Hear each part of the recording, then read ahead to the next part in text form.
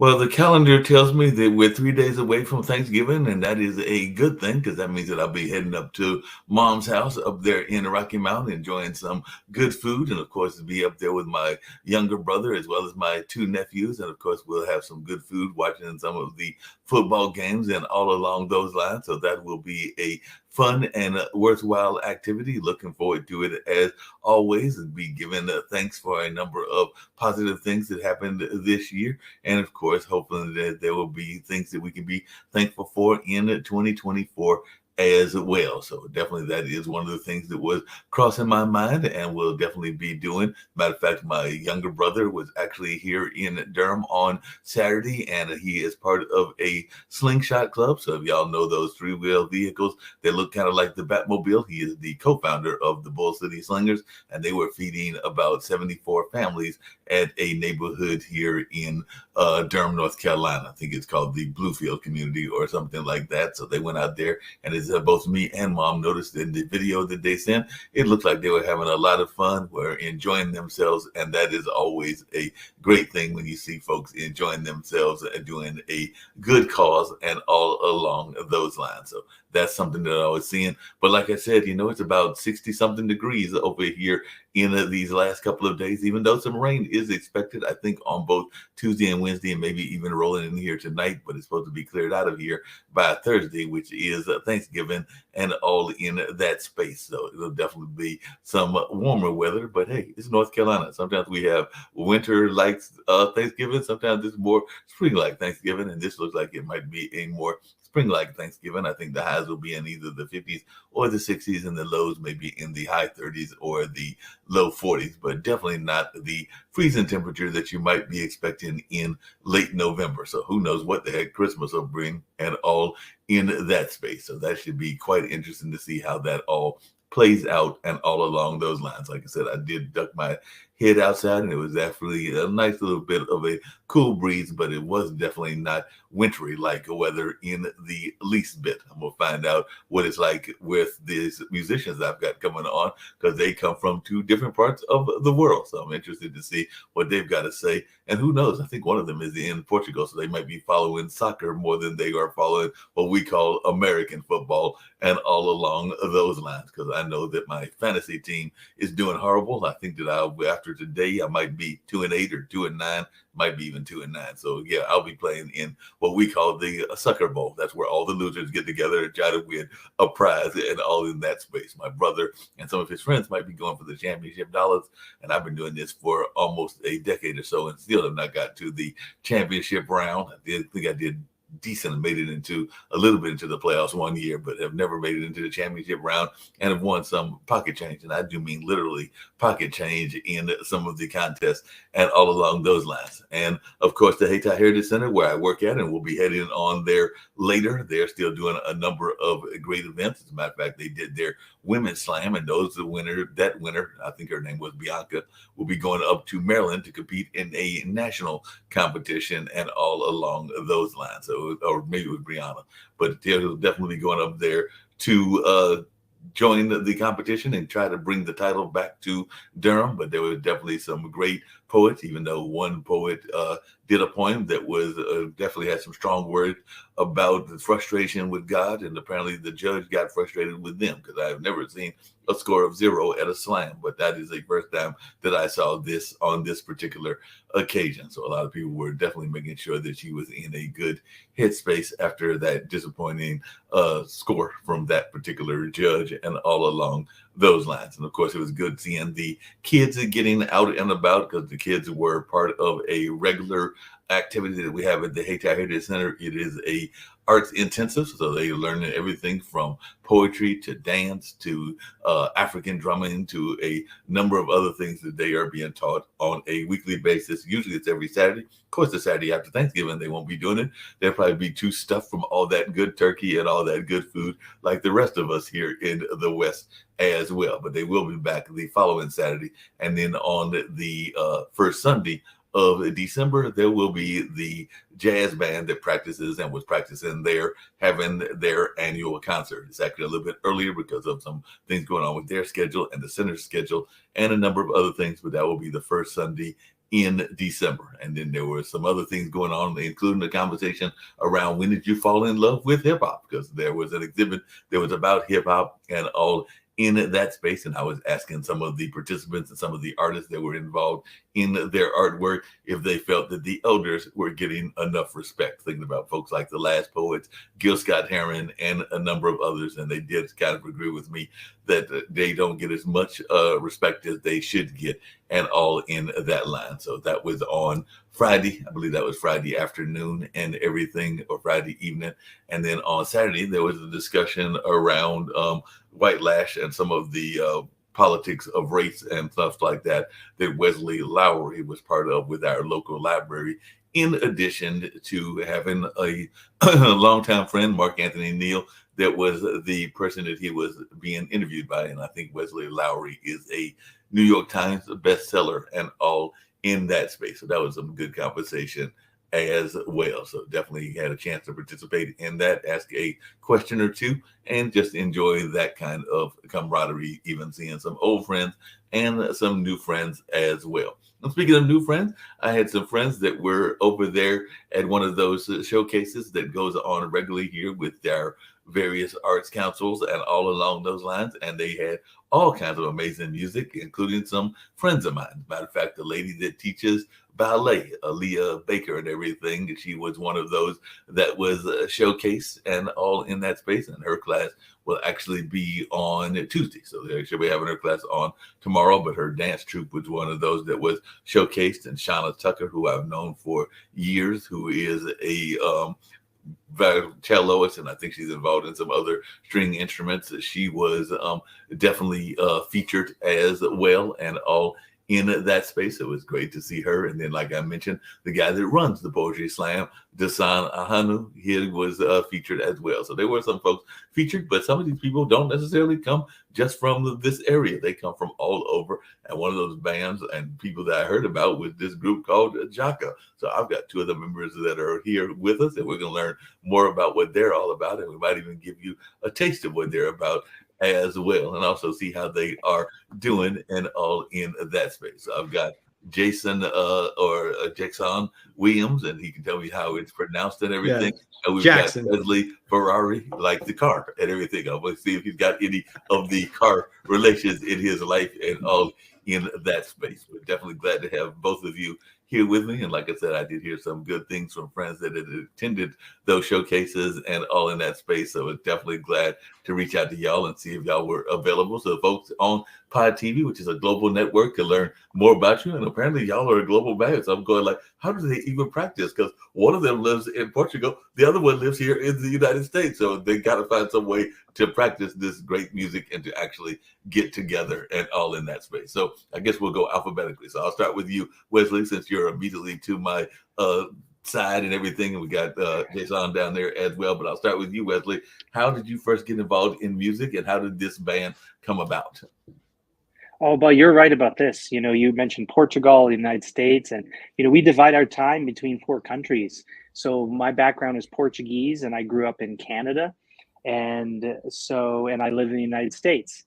And Jackson grew up in the United States and currently lives in Spain and divides his time between the 2 countries. And so between the 4 of us, we divide our time between Portugal, Spain, United States, and Canada. I grew up playing music because my dad was a musician in Portuguese bands. These are like community concert bands. They're called bandas filarmónicas. And so that was part of his upbringing and culture, and he passed that on to me. And so from there, I picked up the clarinet at an early age, the age of 10, and continued on with it, including studying it as a dedicated degree in college for an undergraduate degree, master's, and doctorate as well.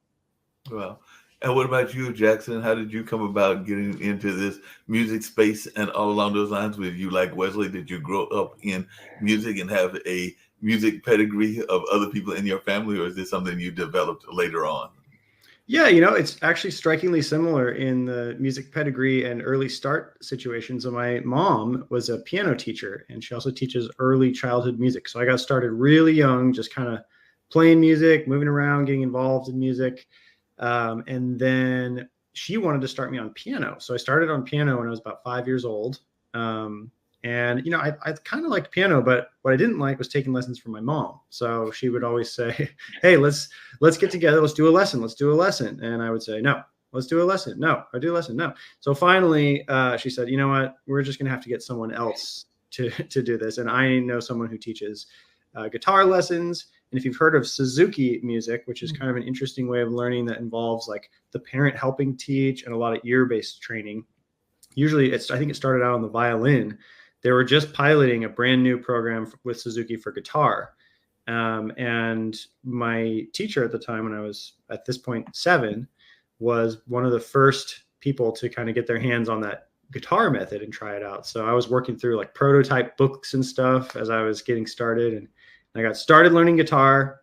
And, you know, the guitar is related a lot to Spain because it has this history with Spanish music. Basically, when the 6-string guitar as we know it started, that it kind of existed in Spain independently for a good chunk of that time. And so Spanish music is a huge part of the guitar in its early beginnings.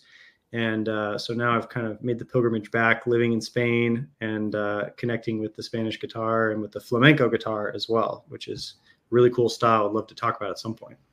Yeah, definitely love to hear about the flamenco style and everything. I actually have some friends that are part of that kind of culture and all along those lines, including Carletta Santana and some others that are in that space and everything. But I've got a friend that is very much into funk music and very much a passionate devotee of that particular style of music. And one of the things that he oftentimes talks about, because we actually do a podcast on his network and everything, is the unity factor within music. A lot of times people will not necessarily think about the great divides, whether that's around race or religion or a number of other things that divide us, even gender, and all in that space. If there is good music, they just enjoy good music. I think there was a famous jazz artist that said that he just liked to provide good music and didn't necessarily like to be labeled, and all in that space. So I guess that's my question to both of you is, how would you label your music? Or are you one of those folks that don't like to label your music? You just want to bring good sounds to folks that want to hear good music? Well, you know, I will say I love that concept of, you know, just want to bring good music to, that's the one thing that transcends all the divides. And I think we try to tap into that as well. You know, we both have strong classical training. Wesley has a doctorate, so he took it all the way, and he actually teaches at university level. I'm sure he could tell you more about that. He teaches at Colorado State University.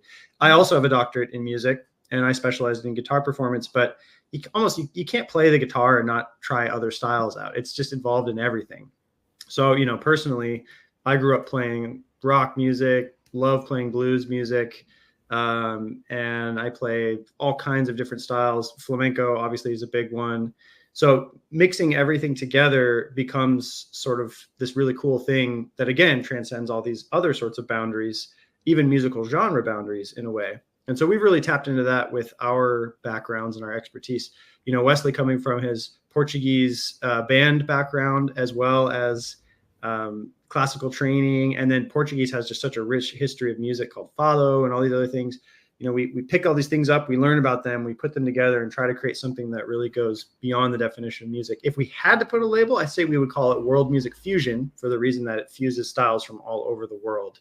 But yeah, that's really the idea, is to transcend labels and genres, provide something amazing for people to enjoy, and to get people kind of appreciating all the wide and varied cultures around the world. Because, you know, every culture brings different things to the table, and musically there are so many really cool things to bring to the table.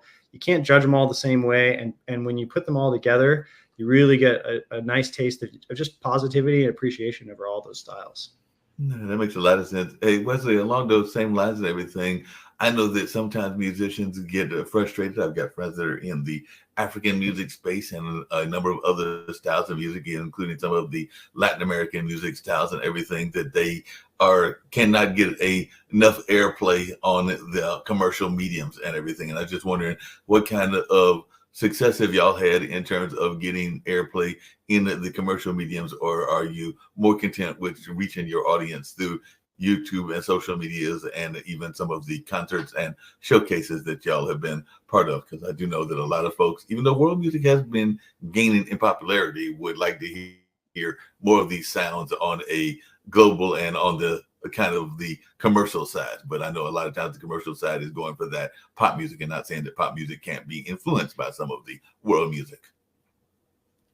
Yeah, I think you brought up a great point, and you mentioned social media, and one of the things that I think all musicians are really aware of in this day and age is just the amount of musicians out there putting their materials out there, making them available. There's I don't really like to think about musicians competing against one another, but when you're talking about airplay, when you're talking about getting eyeballs or actually specifically ears, people getting like on listening to your music, I think we're all aware that there's a lot of choice and a lot out there. So how do you stand out? I think it's just being, Jackson and I talk about this a lot. Just being really true to who you are, being confident in your product, and just having this love for your music and love for sharing the joy in your hard work and the talents and your creativity in music to others, and with the hope that it attracts people to you. So it was really great to get your invitation because it came from people being excited to hear us at that showcase in Durham. So it resonates with people, and I think we're just really grateful for the people it resonates with. We put our materials out there in the world on social media. Of course, we work like all musicians to try to get attention, airplay, try to get noticed. And when we do, it's great. It's just one of those things you got to remember, I think, what you're doing this for, and which usually primarily comes from just your love of music. And there are all these other things, right? There's making a living at it, or the relationships you have. But I think if you're always focused on your love of music and sharing that with others through your music, I think it'll take you really, really far. And that's really my philosophy. Yeah, that makes a lot of sense. Hey, Wesley and Jackson, this is actually for both of you. We have some very rich music schools here in Durham. I don't know if you had a chance to meet some of the individuals involved with it. I know that John Brown was actually having his band showcase, and he is a part of the Duke music community. As a matter of fact, he runs the Duke music and all in that kind of space and all along those lines. And definitely there were some people that were there that were affiliated with North Carolina Central University. And of course, there are a number of other schools, including Shaw and I think State and even UNC have strong jazz programs and everything. So I was just wondering, there's always that argument as to whether you should go to school or not go to school to study music and all along those lines. And it sounds like both of you are classically trained, but are y'all one that are proponents of people being trained by some of these music schools, or do you think that just learning naturally is just as efficient for some? Well, I'll start by commenting on this because I think I definitely have opinions, and I might even have a hot take or two. But I think there's only good things come from going to university to study. It's especially a good way to round out what you know. So if you already have a lot of skills, you want to get them better. You want to learn, some academic things as well. You want to, keep working on your craft and take it to the best possible level. I think the university provides a really nice structure and a good system to get you there. Also, you can't underestimate the connections that you make while you're at university. I mean, we were just at Arts Market. We made a really ton of great connections with other showcasing artists, with management companies, with presenters. And when you get people coming together for a period of time, there's always good things that happen. I think some of the greatest things can happen at university by the connections that you make with other students and even with professors. So those are all really good things. But, there is a barrier of entry. It's expensive. It's difficult. And I don't think that if you want to have a career in music that you have to get a music degree. I think there are many people who do a really good job and just bypass the whole thing altogether. And if I did have any hot take to say, if there's one maybe criticism of the university sector, it might be that it could, and kind of to me, it could keep you in student mode for a very long time. Whereas somebody who's really apt, who's really going for it, they can start as a professional right away and develop themselves kind of on the road, in the streets, playing, doing whatever they're doing, in the concert halls, already refining their craft. And the students take a little longer to be learning and figuring it out, and then they launch out to the real world. So, for each way of doing it, it's its own system. There's pros and cons to both ways for sure. But I think for me, I wouldn't have changed what I did. But I see lots of others who could benefit from not even doing it at all. There's a jazz term that a lot of people use, and some people even use it in the student atmosphere as well. And that's that notion of workshopping, and some people even call it wood shopping, and all in that space. But I was wondering, during the pandemic, how much you were confined and not able to do the performances, or maybe y'all were having to get together on Zoom and practice on Zoom. Because I've had some friends of mine that have band members in various locations as well, and everything. So, how much does the last 3 years really help you in that shape and that notion of doing some of that wood shopping, because there wasn't as many gigs to go to? Now we're opening up, and that's why Arts Market was there. Hopefully y'all will get some gigs, and you may have already gotten some gigs out of it and all in that space. But how important was that kind of workshopping and fine tuning your craft, something that was going on during this last 3 years and everything? Yeah, actually, one of the things that Jackson and I had been planning for a long time was to write our own music. So, like jazz and classical players, there's a real tradition of playing arrangements or music from the past masters, and we wanted to write our own music. So, when the pandemic hit, we saw it as an opportunity as the gigs fell off and we were all confined to our own places of living, to start getting creative in that way. And so we did. We started to pass ideas back and forth via Zoom, or we'd even record little memos to each other playing. We'd write things down on paper. We'd jump onto a music software. We'd pass things back and forth, and then we ended up creating some new music. And that was really the start of it for us, the start of us creating our own music. So we're really excited about that. And then I think on a personal level, I think every musician probably reacted to being that confinement and the lack of being out there performing differently. I would say for me, it allowed me to remove distractions, because even a performer who's performing a lot is, whether you're on the road or you have this gig or that gig, you're kind of going from gig to gig, and you're just thinking about what you're putting out there. But the pandemic gave a lot of us time to maybe look inward and to maybe, for me, it was fall in love again with why I was attracted to music.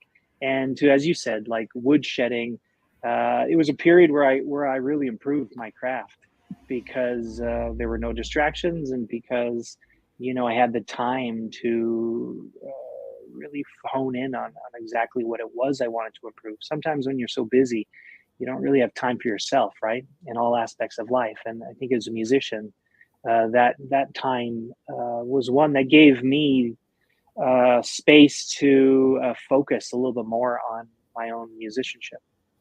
Yeah, and this is actually for both of you as well and everything. I don't know your individual situations in terms of family and all along those lines, but I do know that during this last several years and everything, there has been a lot of conversation about work-life balance. And I do have a number of friends that are musicians that are also having to work jobs that have nothing to do with their music in order to make their livelihood and all in that space. I can know some that are literally driving Uber and Lyft, and even doing DoorDash and some of the other food kind of gig economy jobs out there and all in that space. I was just wondering, how have you dealt with one, just basic survival, and then also the work-life balance as well? So are you able to make enough of a living off of both the music and being a music educator, or do you sometimes find yourself having to go out and get additional jobs in order to supplement, in order to survive, whether you're in Spain, Portugal, or the United States, or Canada?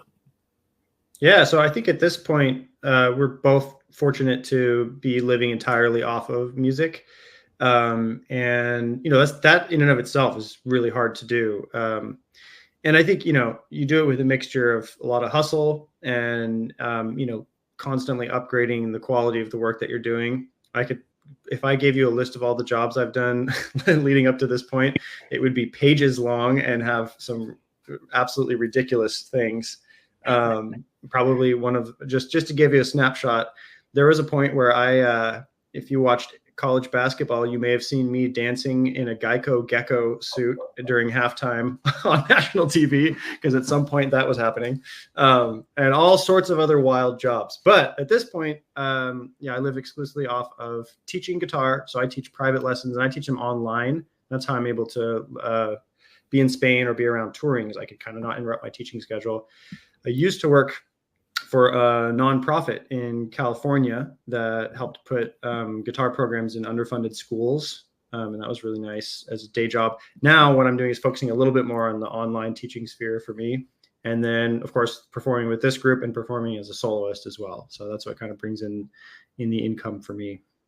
I've actually got to teach you about two things. One is that I don't think I saw that particular one and everything, but there was a time that I had, because a friend of mine who was also in the entertainment field was going up to New York to pursue their life in behind the scenes work. I think they might have been a fashion designer or something in that space in New York. So they actually gave me their pet geckos that were named after certain Italian dishes. So I think I had fettuccine Alfredo and linguine, and I had them for maybe roughly a year. I used to joke that when I would see that gecko commercial come on TV, that I was convinced that they were looking at the TV trying to figure out why Uncle Ted was on TV, and they weren't on TV, because I think that they had some celebrity aspirations of their own and all in that space. So that's the joke that I used to tell folks, was that, well, that they were probably sitting there because they had them in the terrarium and the TV was actually a little bit of a distance away, but they tell me they've got fairly good vision. So they might have been going like,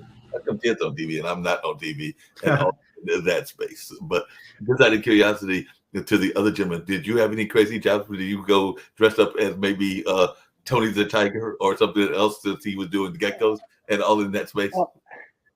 No, well, I mean, I will say, growing up, of course, I think as a student, you'll pick up whatever jobs you can. And I will say this, most musicians will have a story of the craziest job that they've had, something that might be embarrassing to them. But I did have an instance where I had to dress up as a cat to be on stage in a musical that I, to this day, have no idea what it was about. So I've kind of erased that out of my mind, but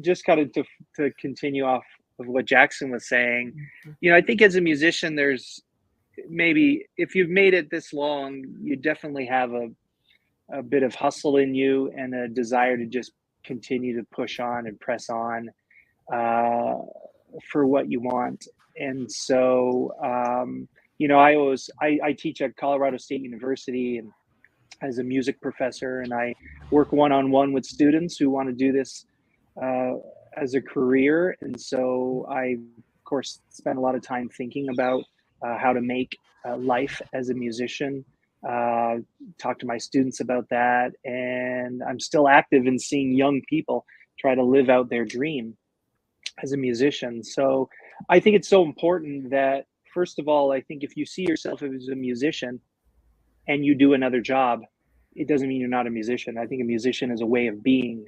A musician is not necessarily that you make money off of it. So, so I think all musicians have this drive to do this as an artist, to do this all the time. So, yeah. Yeah, if I can add just one thing to that comment, Wesley, that's a really interesting idea, is that, like, just because you're working a job not related to music doesn't mean you're not a musician. And sometimes I almost feel like that I almost envy that a little bit when you get to work, when you get to separate a little bit, the moneymaker from the passion. And sometimes you can see an extra dose of passion in some of those people who have like a job that's not related to music, and then they are just injecting all passion in music. And it's really sometimes a difficult balance to strike when you work as a musician and it's also your passion.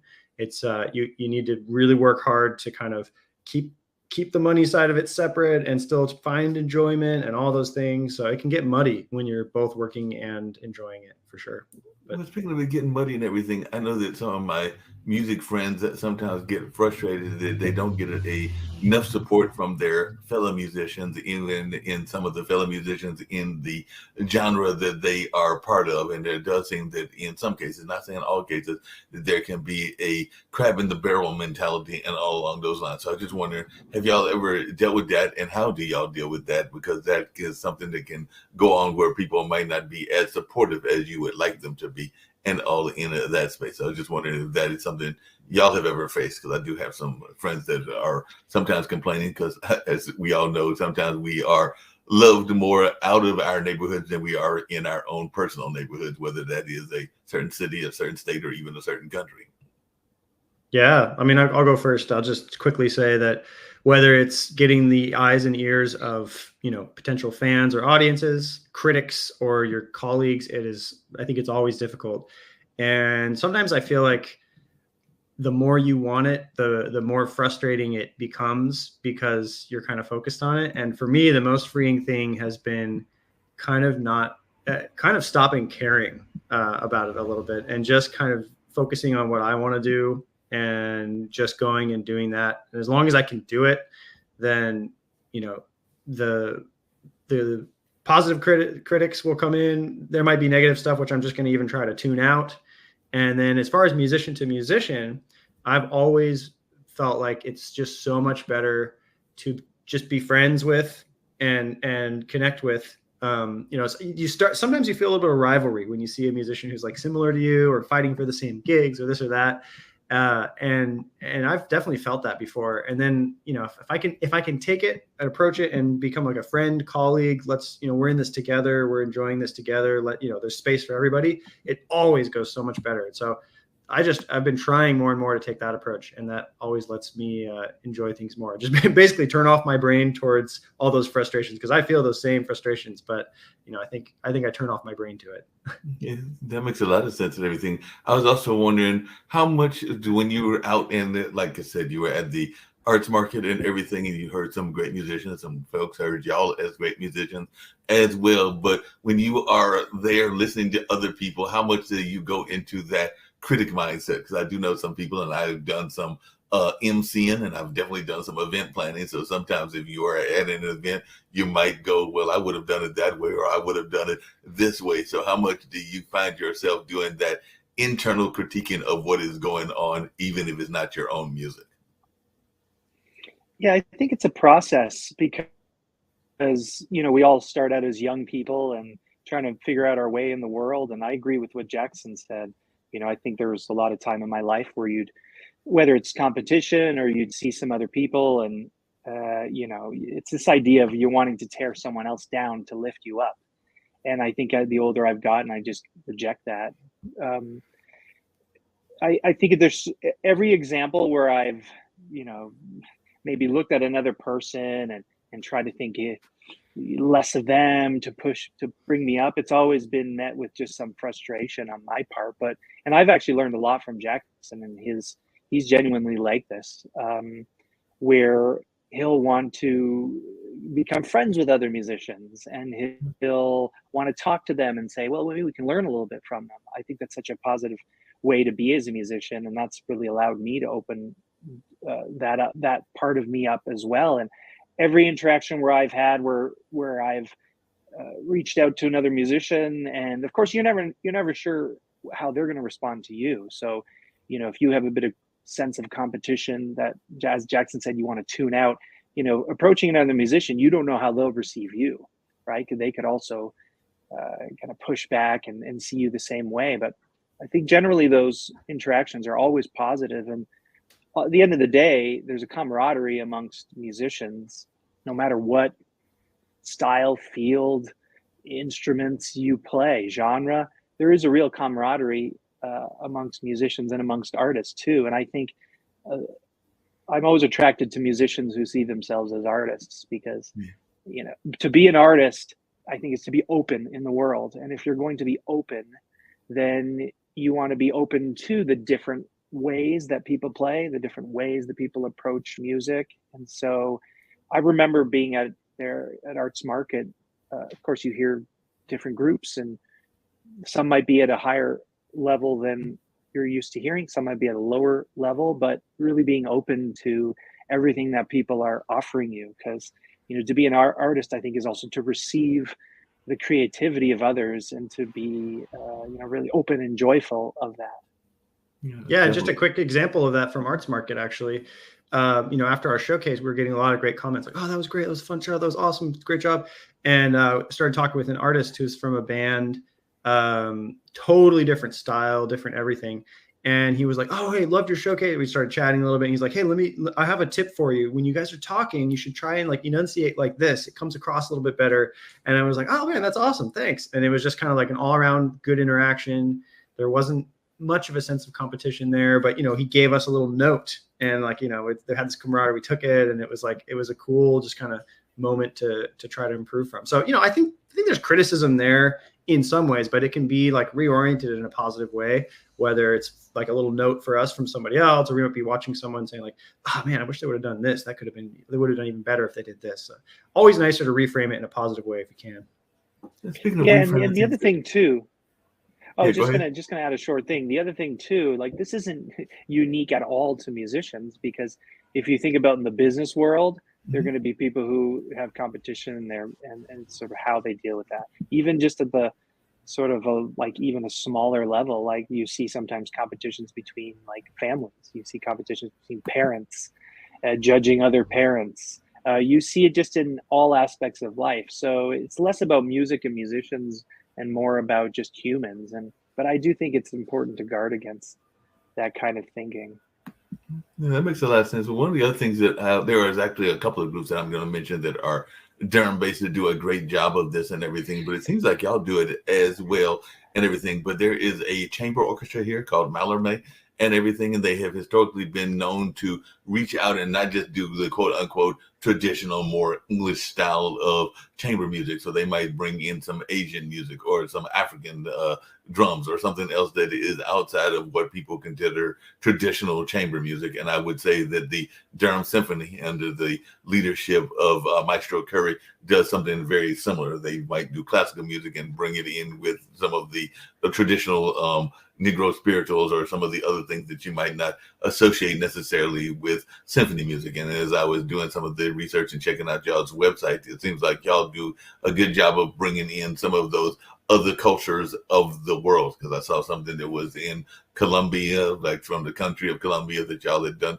some work with. And then I like to think when you mentioned the flamenco, and there have been some things that I saw that were of different cultures. So how important is it for you to blend and bring other cultures to your musical sound? Yeah, well, I'd say first of all, we definitely want to make sure we have a connection to the culture we get involved with, because that can always be a tricky thing if you're just kind of swooping in and trying to benefit from another culture without getting them involved. But for example, when we went to Ecuador and participated in this big festival there, and that was a really big moment for us that went beyond music, I think, in the sense that like we got to go there. We worked with the kids in the conservatory for like a full week, going in and doing classes all the time. And they were just so hungry to learn. That was really awesome. Got to interchange lots of ideas, like, us bringing ideas from what we have in our background and them sharing their traditional music with us, a lot of back and forth there. We played in their festival and with the orchestra there as well. So that was like a lot of really cool interchange.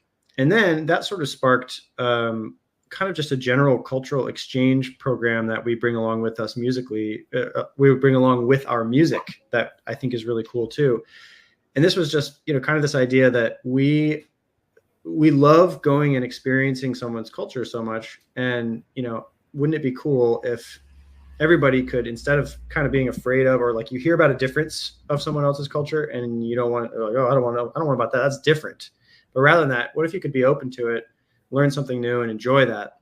So we started getting this idea to find something from everywhere we go and share that with the next place that we go to. So they learn about all these different places. So for example, from Ecuador, we were able to meet with this lady who has a very traditional way of roasting coffee in this region called Loja. They roast it a little differently, they brew it differently. So we brought that with us, and then we take it and we share it with the next concert that we're at, and we sell it, but we don't sell it for profit. We sell it so that we can then donate it back to whatever underserved musical community we can find that needs it. And in that case, it was actually the very conservatory we were teaching at. When we went there, we noticed like, man, they don't have they need new supplies, they need new things. So we brought this coffee back. We sold it at all these concerts in America, among a lot of other cool things that we had been finding in different regions of America.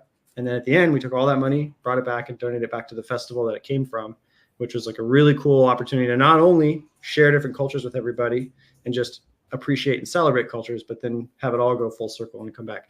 So that's kind of one way in which we try to get involved with groups from other countries or other cultures or things. I think also musically collaborating, we're starting together, and we're always looking for ways to collaborate with other musicians. We just won an International Portuguese Music Award. And when we were at that whole festival, we met a ton of Portuguese musicians who we're looking forward to trying to collaborate with in the future. I'm here in Spain working every day with singers, dancers, percussionists that we're looking to, be collaborating with as well. So I think it's all kind of part of this fabric that you weave together. And just like these groups in Durham are doing, you take your music from your background that and then you bring in other people and you come together, you lace it together, and you can create something really new and beautiful.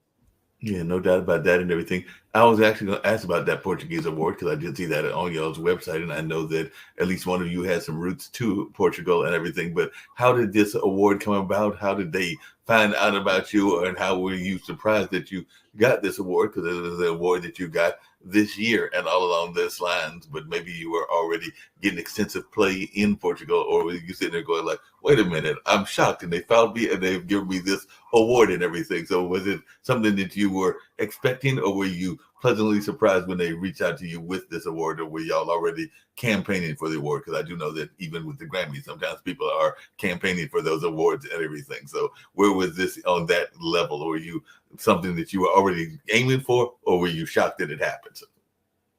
I've known about the International Portuguese Music Awards for years, and it's an award, essentially a award ceremony and a group that it's open to Portuguese citizens and descendants of Portuguese, direct descendants. And so in the year that you release a new record, you can put up for it.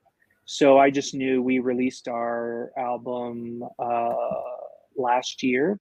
And so I knew that, well, when we have a shot. So we submitted our album for it.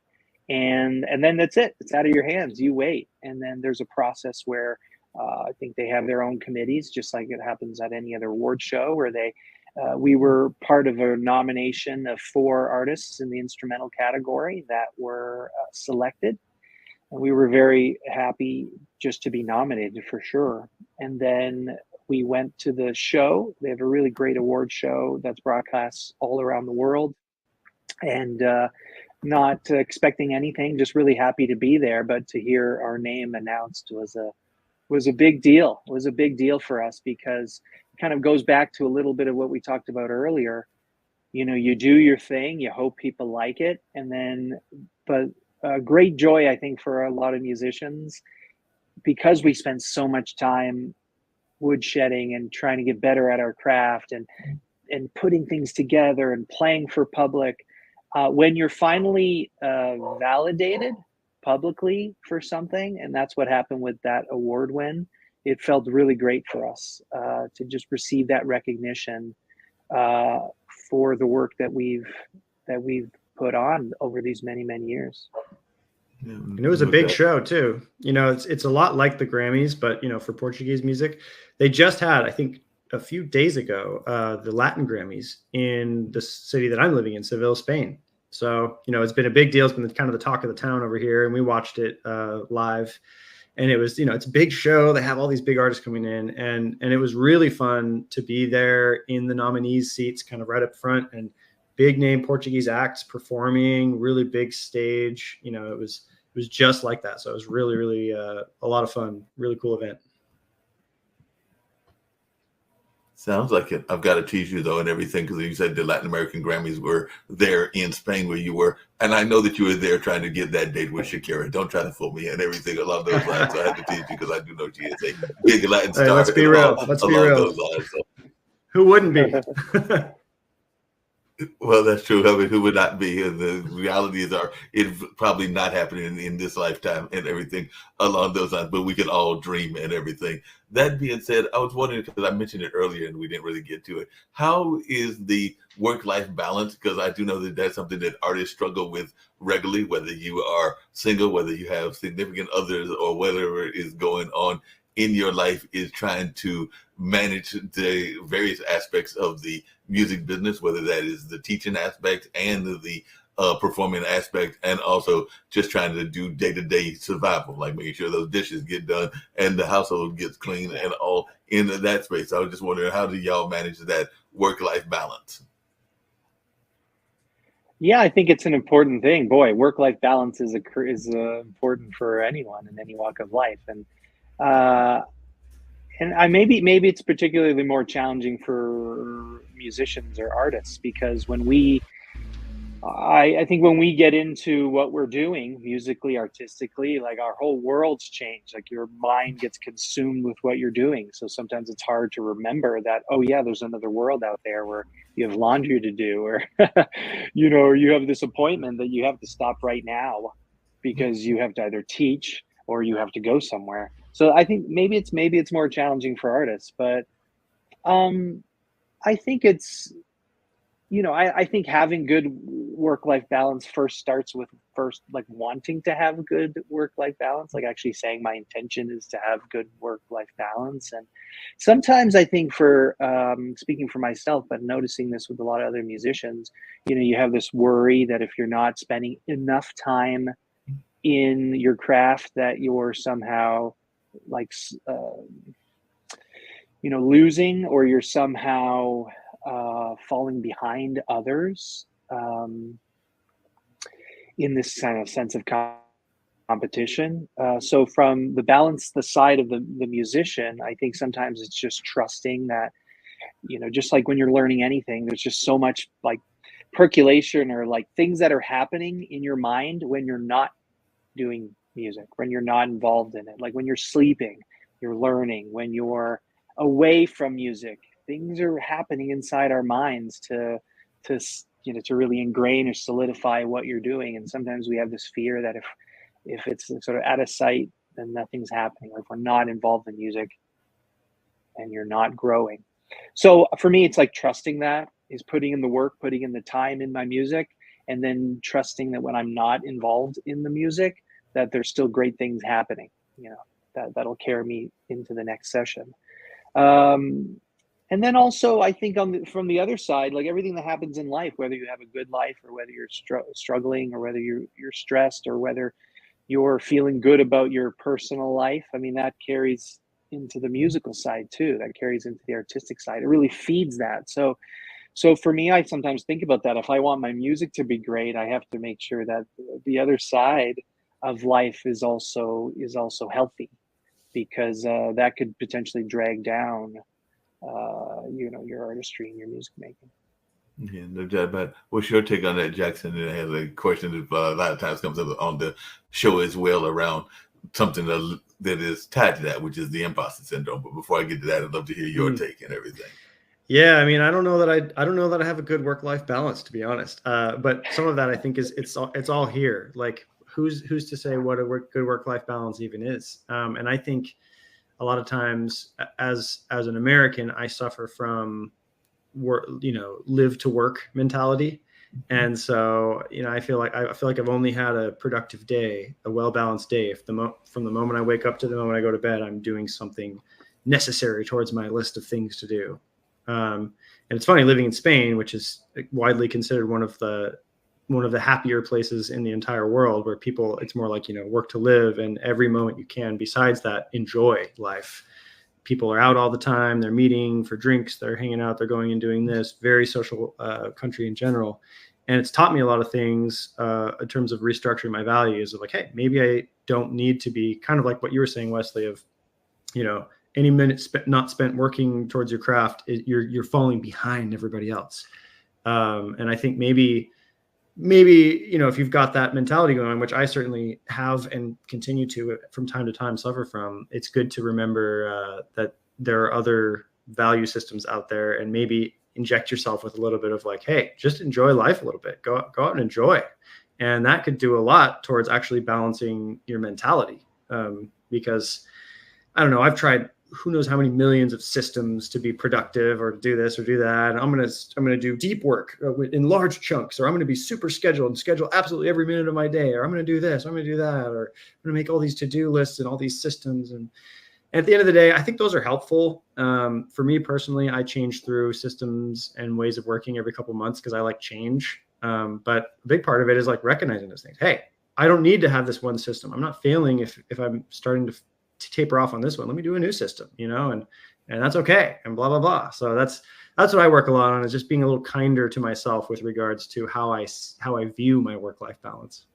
And I was going to mention this earlier and everything, but how do both of you deal with the imposter syndrome? Because I know that there have been jobs, relationships, and a number of other things that I have not gone after because I've had that little voice in my head saying, don't go for it. There's no chance that you'll get it, and all along those lines, whether it's in the social space or whether it's in the business space. I know that there have been even cultural jobs that I have not gone for, and by the time I talked myself into it, somebody else had the job, or the job had already left and everything. So I just wondered, how have the two of you young gentlemen dealt with that imposter syndrome and that inner critic, which can be just as bad as the outer critic and everything? So have you faced that? And if you have faced it, how have you wrestled with it? Well, I'll go first with just a quick answer, and then I'll let Wesley expound. But, again, for me, this is one of turn the brain off. Like actively work to turn the brain off. And I think I've gotten good enough at recognizing imposter syndrome. And the way I always phrase it for me is, it's kind of like the angel and the devil on your shoulders, and you can hear both voices. And for me, there's a voice that comes from confidence, and there's a voice that comes from fear. The imposter syndrome thoughts always come based in fear. What if they reject me? What if this? What if this? And there's a voice from confidence that's like, comes from a different place. And I don't trust the voice of confidence like I should. I'm always trusting the voice of fear. So what I tell myself to do is, and I have to really work to do this. I tell my, if the fear thought comes in, I actively turn it off in the moment. I refuse to dwell on it. And when the confident voice comes, I try to blindly obey it. And that's kind of the way I approach it. And speaking of things we've learned from each other, I think I've learned that even more from Wesley, because I sometimes have this kind of cynical approach of, like you mentioned, like, oh, well, I'm not going to apply for that, or, oh, let's not do this. But Wesley's very positive minded towards like, no, let's go for it. Let's do it. Let's go for it. And I think that's exactly, it's listening to the voice of confidence and just going for it. Wesley, I'd love to hear your thoughts, but in answering that, you might answer this other question as well. How important is it for the two of you to have different personalities? Because one of the things I've heard a lot of times in the business is that if people are bringing different perspectives, it actually makes it better. So if somebody is coming, say, from I'll just use astrology, somebody's coming from a fire background and somebody else is coming from a more watery, sensitive background, that it can make the whole better because you're bringing different perspectives and all along those lines. So I was just wondering, do y'all have different personality types, and does that help the band operate? Because it sounds to me, from what I'm hearing from Jackson, is y'all have different personality types even in the dealing with the imposter syndrome. Yeah, I think we have just the right amount of similarities to allow us to move ahead, like to really move forward and propel each other. And then just enough differences that we're really learning from each other. That's actually, hearing Jackson speak and you ask that question really made me think about how much I valued, how much I've learned from just listening to Jackson and us working through problems. And because it makes always reflect, having that, as you said, water or fire, ideally you're not fighting. And the truth is, like Jackson and I never fight. We never argue about things.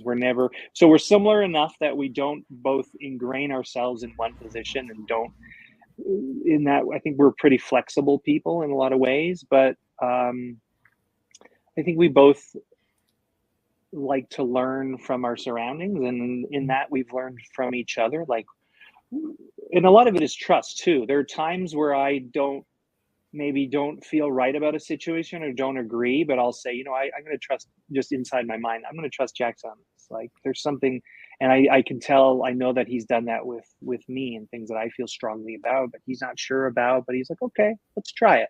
Let's try it. So I think we have enough similarities that are allowing us to move forward really well, and enough differences that we're learning from each other always. And in the that, I think that question of imposter syndrome is a great one. And I'd love to listen back to all your shows, because I'd love to hear everyone's answer, because I bet they're all different. They are. But I think fundamentally, the question you need to ask, and we've all heard this before, is like, why not me? Mm-hmm. So we've all heard that, right? Like, why not you? Why not me? But it's in the answer to that question that you're going to find your way out of this syndrome. So why not me? And then list all your reasons, because they'll come, like Jackson said, they'll be on this side of you. You'll list all the reasons why. And then you just work through those. Like a lot of it mostly comes from fear of being rejected, fear of not being prepared, and you, along with everyone else, seeing that and how you're going to react to that. But, I think if you work through, I would just encourage everyone, answer the question, why not me? And write them all down and figure out an answer why, and then come up with alternatives like, okay, I don't feel prepared. Well, how can you get prepared? Or actually evaluate that question really well. Like, am I actually not prepared? Can we find all these reasons why I actually am prepared? And then the other thing is, we always look at ourselves with imposter syndrome, but we don't look at others with imposter syndrome, right? We're not like, that person in that position, imposter. That person in that position, imposter. We don't do that with others, even though those very people often have the imposter syndrome themselves. And so part of it is how we think of others and how we treat others, right? Like sometimes I'll play this game with myself if I'm feeling negative or fearful about something. I'll say, if this were a friend talking to me, or if this were a student, how would I build them up? How would I boost their confidence? How would I say, Mark, you should apply for this? And I'll tell you all the reasons why. And I'll do that with myself. I'll like pretend I'm another person, be like, wow, Wesley, look at all these things that you can do. These are all the reasons why you can. And sometimes that's tricky, but after time, I think you work your way through all of those. And then the other thing I often think about is a lot of these decisions aren't made by us. So for example, if you're applying for a job, or for us, trying to get gigs or working on this other project, there's what you can do, and then there's the reality of what others decide, right? Whether it's applying for a job, you apply for the job, then it's out of your hands. We applied for that International Portuguese Music Award. We could have said, no, we're not on that level. Oh no, we can't do this. And we did. And then it's out of our hands and someone else selects. And so I think it's important to not cut yourself short, put your things out there, and then it's in someone else's hands. And if they reject you, then that's just another thing. You got to figure out how to deal with that rejection. But that's separate from not going for something. Yeah, and along those same lines, I was wondering for both of you, because this is something I hear musicians get concerned about it as well. But there are a number of times, whether it is musicians, I would say filmmakers do the same things, where they get concerned about the gatekeepers and whether they have any influence on those gatekeepers and all along those lines. So I was just wondering, is that something that you even think about? Because I can know that even in the world of music, there are some labels that are prominent world music labels. I don't think of their names off the top of my head, but I know that they exist. And then you got to figure out whether you are the type of world music that those gatekeepers are favorable of, and all along those lines, or do you not even bother to think about that, or do you even worry about that? Because I've heard filmmaker friends of mine that are concerned that the gatekeepers don't necessarily look like them, and therefore the gatekeepers will turn them away, and all in that space. So I'm just wondering, how important is that gatekeeper conversation even in your own careers? Yeah, I think gatekeepers exist everywhere, and for better or for worse, I think you have to consider them in the mix because they're keeping the gate, So, and it's a bummer, if you don't get their ears or eyes for some reason. I think, again, though, to kind of Wesley's point, you do what you can until it's out of your hands. And then what else can you do? There's like literally nothing else. So you're either going to get their ear or you're not. And if you don't, then I don't know. I mean, maybe you can think outside of the box of what else to do. I think for us musically, this is why it's difficult to give us a label, because we don't actually fit so neatly into the world music label actually either. We have a pretty heavy classical touch to what we do and how we play it. And then, because we're writing and composing our own music as well, it just kind of has its own feel. Whereas I feel like, these days, especially world music, when you use that term, it's often referring to like very specific music traditions from each individual country. So I think there's a pretty big world music label. I think it's called Putumayo, and they have albums from different areas of the country. But it's that's almost more authentic, very specific folk traditions that they're putting on, versus kind of a mixture of things that are unique to our experience, our instruments, and the multicultural lives we have, and all of the styles we've been trained in. And so for us, it's kind of a personal thing. And so we very begrudgingly give it the label world music. But that's also tricky in its own right too, because, who then are the gatekeepers for us? So sometimes we find ourselves in a tricky situation where we're knocking at many gates, to many different gatekeepers of many different gates, and trying to say like, hey, can we come in? Oh no. Okay. What about this gate? And we don't know. It's, in some ways I envy those who have clear gates to get to, because we feel a lot of times like we're blazing our own trail, or just kind of doing our own thing, but it's also kind of thrilling in that way.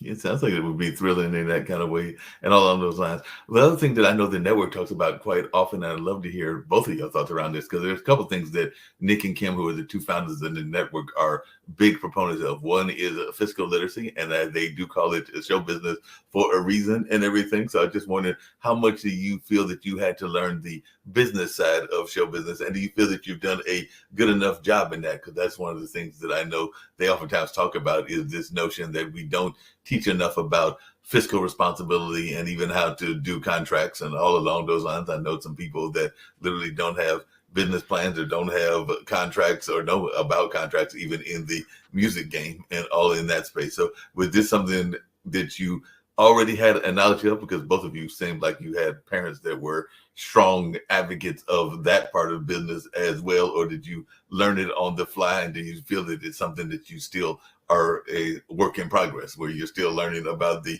need for that economic aspect? Because I know some people that literally, we all know the story of the jazz musician that made all kinds of successes, and then later was died a pauper or died broke, and that's both in jazz, blues, rock and roll. We can name just about any music form where it has happened, and all along those lines. And I oftentimes feel for those folks. I know some people in the blues space that are advocates for making sure that these folks have homes, have insurance, and a number of other things that we oftentimes don't think about in the show business side of show business, because that is part of what has to go on as well, is making sure that you've got a place to stay and insurance to cover whatever you're doing. And sometimes the instruments even have to be insured, and I don't know that every musician has their instruments insured as well. So how much of that business side did you feel comfortable with, or is it something you're still learning yourselves?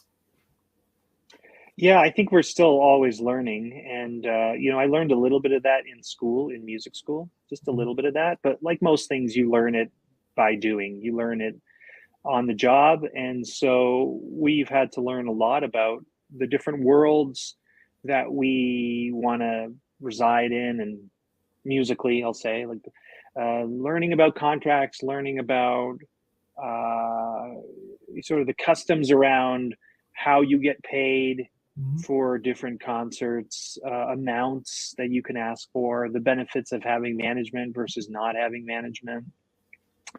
And I do think it's something that Jackson and I are interested in. Like, it's something that I think we also think is important.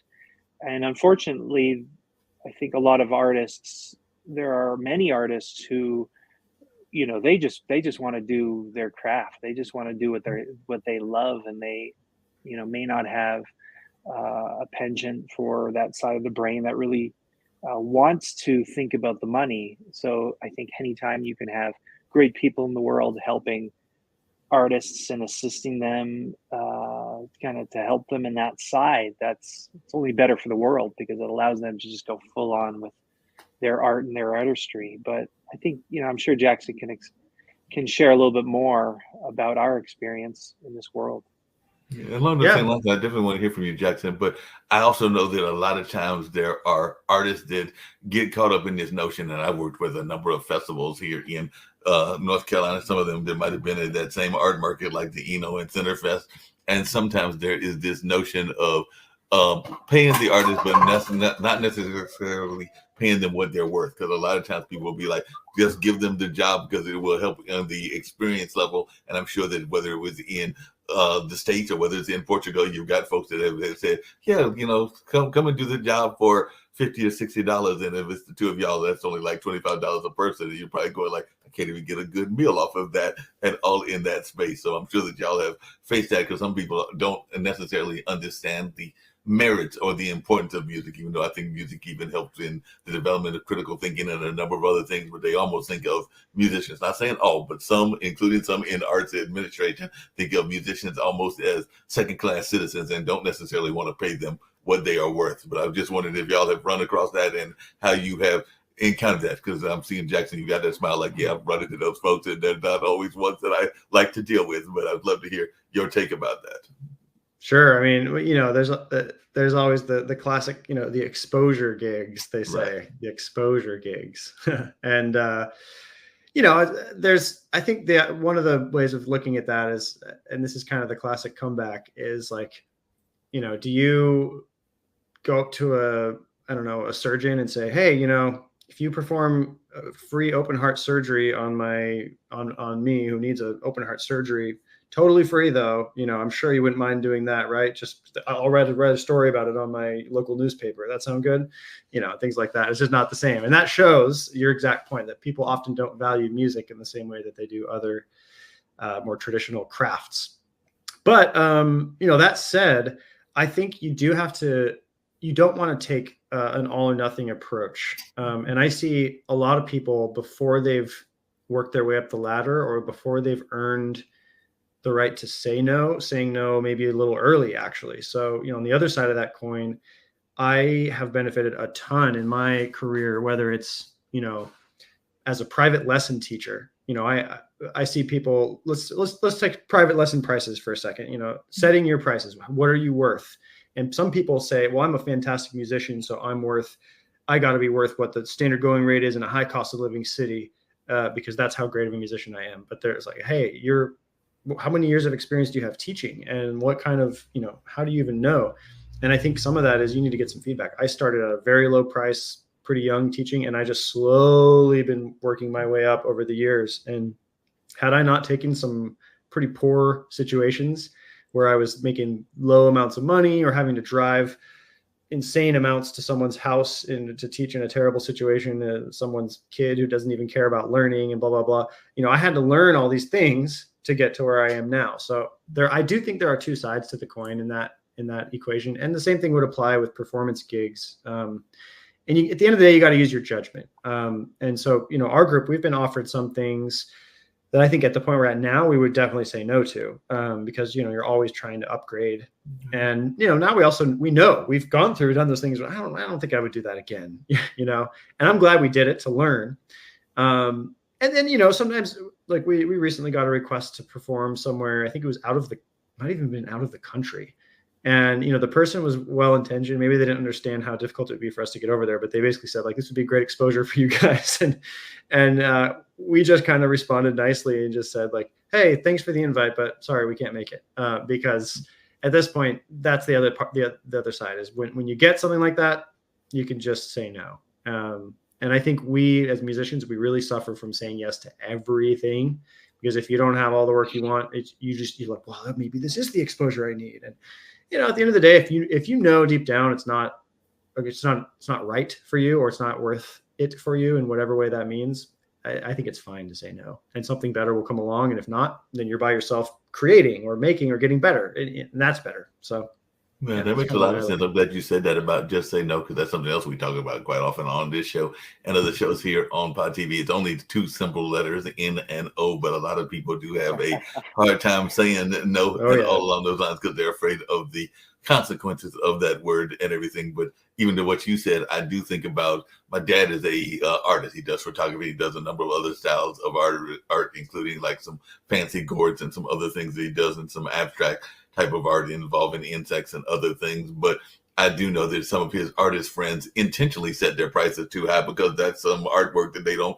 necessarily want to sell. That for whatever reason they want to sell it. So they might have a price that I'm sure you've been to the galleries and you've seen it. You're going like, there's no way anybody's paying $100,000 for that and all along those lines. But when you talk to the artist, they're like, I said this that reason for. I said it at that price for a reason. If they want it, they're gonna have to either come up with that kind of money, and I don't think most people are gonna want it. So I'm gonna sell it at a later time and everything. So I do know that there are some artists that do that intentionally. They set their prices Interesting. overly priced because they are not ready to release it for whatever reasons, or if it's released, it's got to be that high end bidder that's going to get it and everything. So that's something that they set it for a reason at that price and everything. So, and unfortunately, musicians can't necessarily do that same thing because you said the price of $1,000 record, folks will be like, no, I'm not trying to buy $1,000 record. So I think that that's a differentiation that exists between one style of art and another and everything.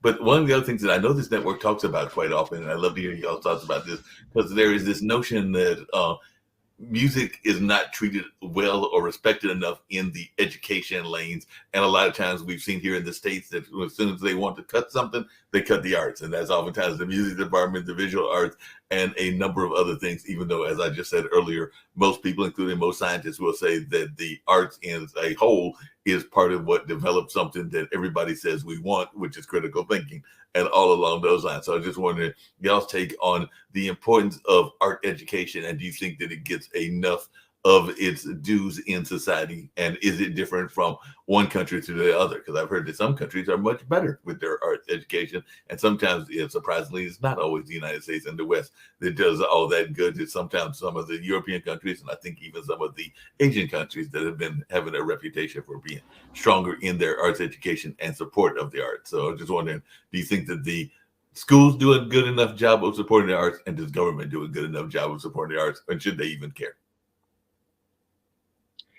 Yeah, that's a great question, and well, I think there are a couple things. Like, I think we all recognize, at least in the United States and in the West, particularly North America, the value of feeding our bodies. Mm-hmm. So there's always talk about like getting kids proper food, and there's talk about proper exercise. Notice when they're cutting things, they never want to cut physical education because they feel like that's important. They won't say, well, we're going to keep kids inside for recess. That's what we'll do. We won't let them outside. That would never fly because we understand the value of kind of like feeding the body, giving it energy, getting it exercise. And then, of course, school has always been about feeding the mind. So it's about learning and intellectual stimulation. Now, one thing that artists know about that unfortunately I think we don't talk about enough in culture is feeding the soul. Mm-hmm. So I bet you any artist that you talk about, they'll acknowledge this idea that art feeds the soul. And, this isn't something we talk about because in our sort of intellectual society, we're going to be talking about things that are maybe scientific, or things that can be measured through tests. How do you test how much something feeds your soul? And that's what we're really talking about when we're talking about arts education in all the different art forms, is something that feeds your soul. And we're always comparing things that happen in art financially, right? And that's really been the art world's way of getting noticed, right? We'll talk about how much the arts sector contributes to the overall economy and the GDP. We'll talk about how much money, what kind of sales Taylor Swift's concert tour is making. And so we're always equating the value of art to money, and that's sort of like an intellectual way with kind of real dollars and cents and figures of valuing art. And so I think we're starting to get there. I actually think that's one of the things that came out of the pandemic. One of the benefits is that all of us were essentially at home consuming art. How many people were like at home watching films, binge watching shows, reading books, listening to music? I mean, we were all consuming something artistic. And we were on our own. We were being with ourselves. And when you're with ourselves, that's when you kind of get to know who you are. And that's in the realm of the soul, this idea of soul. So I think artists really, we know this. We know how much art feeds soul. And actually, the truth is, school teachers know this too.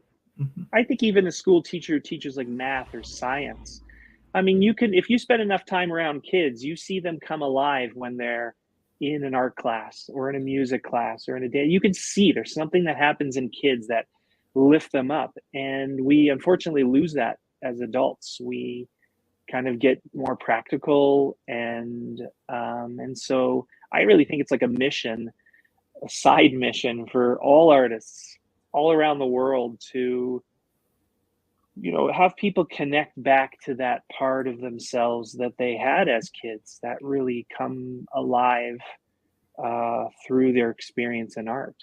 I'm glad you said that and everything, because a couple of things that crossed my mind as you said that. One is that there was a notion, because Durham is definitely, and the whole what we call the triangle has this history of a lot of art tourism and art money that comes in. So people that are coming in even to our DPAC, which is one of our venues, or the Carolina Theater, or a number of others, including the sports teams like the Durham Bulls, and bringing sports money in and the entertainment money in and everything. And I know that Monica Burns, who is an author who I think has moved out of the area, was having this notion of, if the art is important and if the art is a major economic engine, since you make sure that the artists are paid and that the artists have some place to live and all in that space. So she actually was in front of the city council trying to make sure that artists were getting some sort of pay. And I don't think that the resolution went as far as a lot of the arts advocates would have liked and all along those lines, but it was definitely something that she was pushing very much and everything. And I think that it is a legitimate concern, because a lot of artists are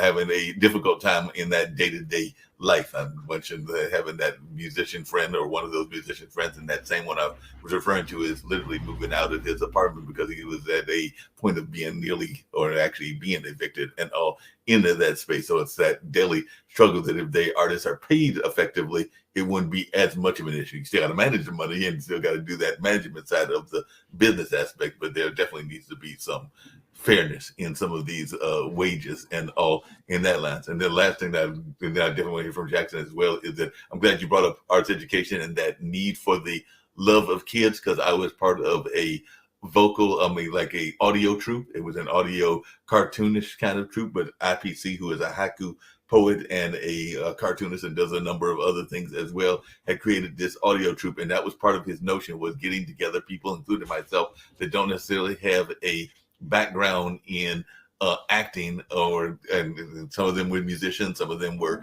common citizens. I think one of the ladies was a real estate agent and everything, but she had a passion for acting, and we were acting in these voices and everything in this cold character land that he created and all in that space. And one of the things he had to get us to constantly do is what you just said, because once you get to be an adult, whether you're in your 60s like I am, or you're in your 30s, which I think some of the performers were, or 40s and everything, you are in that adult mindset. So he kept telling us, get out of your head because you're too busy being an adult. Go back to that mindset of being a child and everything. Because I do think that we sometimes forget that important aspect of, not saying to be a child all the time, but that art of play. And I think of art of play is important, and I don't know that we even encourage it enough. I'm thinking from what I heard of the performance from my friends that attended, that y'all have a sense of play even in the way that y'all perform and all in that space. So that's something that I think is good when people add that sense of play as well. So how important is that sense of play? And do you feel that you need to sometimes, as you said earlier, Jackson, get out of your head and go and be that young kid that you were when you were 5 or 6, even as you're playing the clarinet? Yeah, I think that sense of play and having fun has become one of the biggest parts of our identity as a group in a way. It's one of the top comments we get from audiences after we finish playing. Oh, you guys look like you're having so much fun on stage. And like, I just loved watching the two of you interact back and forth. And the reality is we do. We have a lot of fun up there. It's a thrill. It's exciting. And it's a great way to get, as you say, get out of your head and just enjoy. We come from a traditional classical world, and nothing wrong with that world. It's I think it's often a very serious art, and it can lend itself to a very serious approach. And not that we're not serious about what we do, but I think we like to have fun in a lot of ways. We like to joke around. So in our shows, we're playing music very seriously, and then right afterwards, we're joking to the audience. We're telling a joke, and then we're playing some incredibly virtuosic music. And then at the end, Wesley gets up and starts dancing while he's playing, and he finishes on his knees on the clarinet or something. So we're not afraid to go out and really, really go for it and have fun, because we're big believers that while what we do is music first, there's all these other things that can make it a show. And we want people to have a good time. We want them to hear some awesome music, be wowed, have their hearts moved, but also to laugh, to hear a cool story, and to just feel like I just went out and had a good evening, like a good time through and through. And yes, it was a music show, but I was entertained throughout. So yeah, and we do that first and foremost by having fun and just really, really going for it in that regard. So I'm glad you brought that up.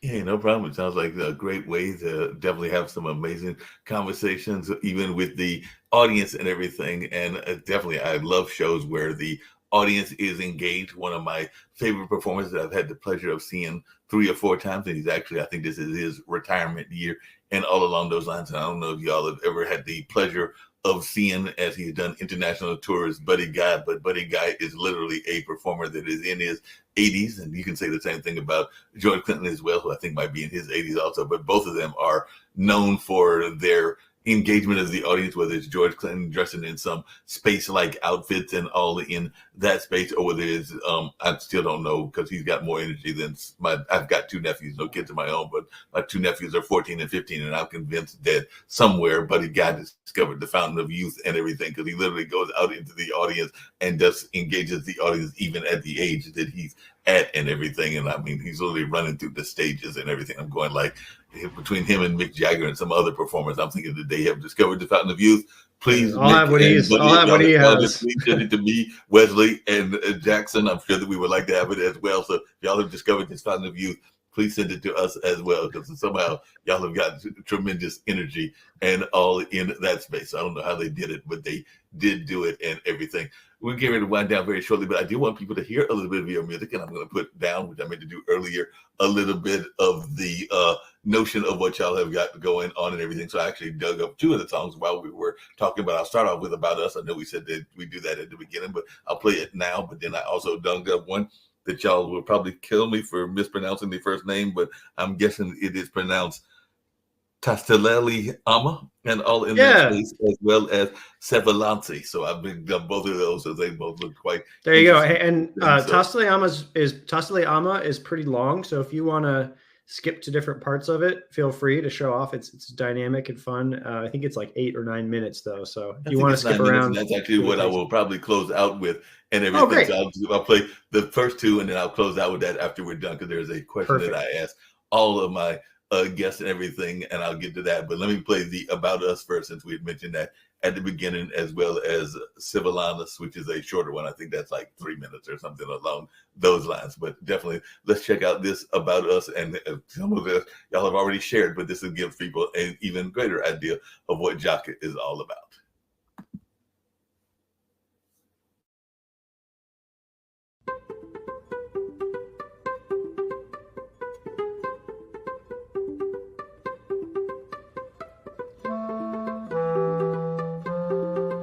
I'm Jackson Williams. I'm Wesley Ferreira, and we're Jaca.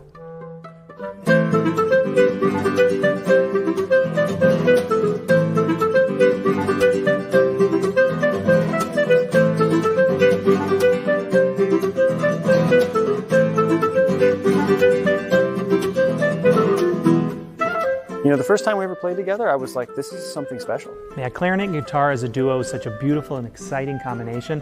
It works so well. You remember the first concert we ever put together? There was like no music out there for us to play. Yeah, we realized pretty quickly that if the music wasn't already out there, then we were going to have to create it. And so we got to work arranging, asking composers to write pieces for us. Even composing our own music. So now what we have is a fusion of classical and world music that sounds original, it's refreshing, and maybe just a little bit dangerous.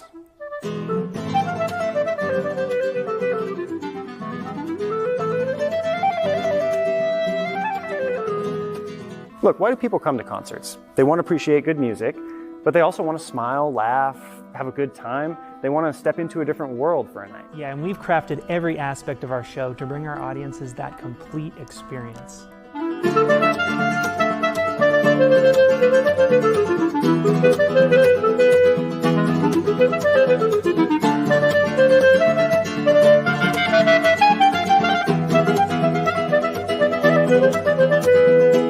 Sometimes you have to push boundaries to create something meaningful. So whether it's on stage, breaking the classical music stereotype, or blurring lines between styles of music, we bring a fresh take.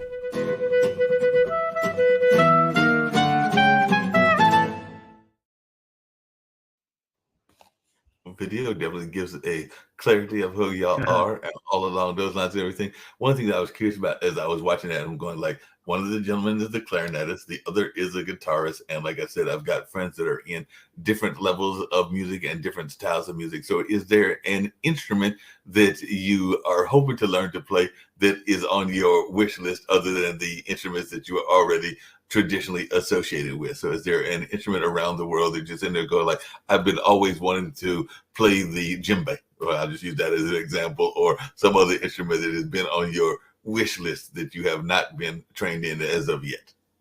Well, I've got kind of a cheating answer, but I'll go first. My wish list is early ancestors to the guitar. So there's one called the Baroque guitar and one called the vihuela, both from Spain.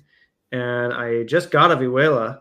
It's like it has less strings than a guitar, and so you have to kind of figure out how to play, and you only do it reading old tablatures, and that's it. And then the Baroque guitar has like doubled up strings. It sounds really cool, but it still plays a little bit different. So I want to learn those two.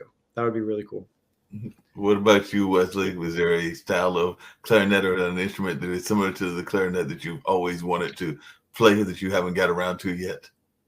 Yeah, I think for me, because I take the clarinet and playing that side of things so seriously, I have to really go to something completely different so that I can really engage in just more play.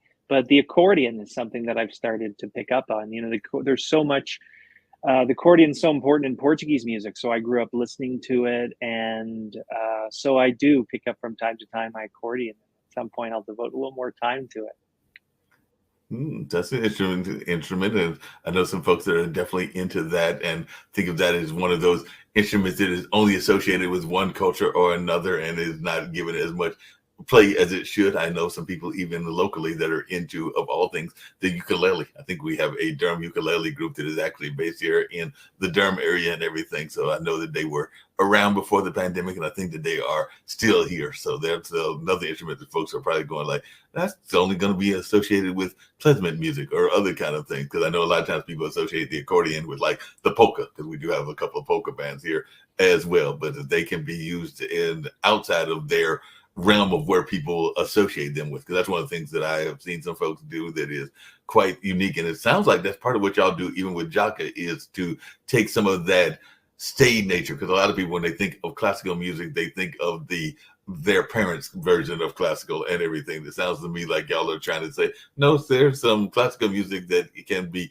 hip and cool and maybe even a little bit rock and roll, a little bit. You heard me talking about the hip hop thing that was going on. And I do know that there are some folks that even brought some interesting instruments even into the world of hip hop and some other sounds as well. So how much of that do you try to do with your performances is kind of blur the line? So if people are thinking that classical music is only one way, that it sounds to me like y'all are trying to blur the lines and even show where hip hop can be, I mean, not hip hop, but classical and classical music can be used in genres that are not expected and everything. Just as an example, I was just gonna say, this is an example. One of my favorite groups that I think they might still have 1 or 2 more years, but there's a bluegrass festival here and all in that line. And one of the bluegrass groups that I really enjoyed was a group called Gangsta Grass. So literally they mixed gangster hip hop with bluegrass and created what is now known as Gangsta Grass. So it was like bringing that music, which is definitely not associated with hip hop,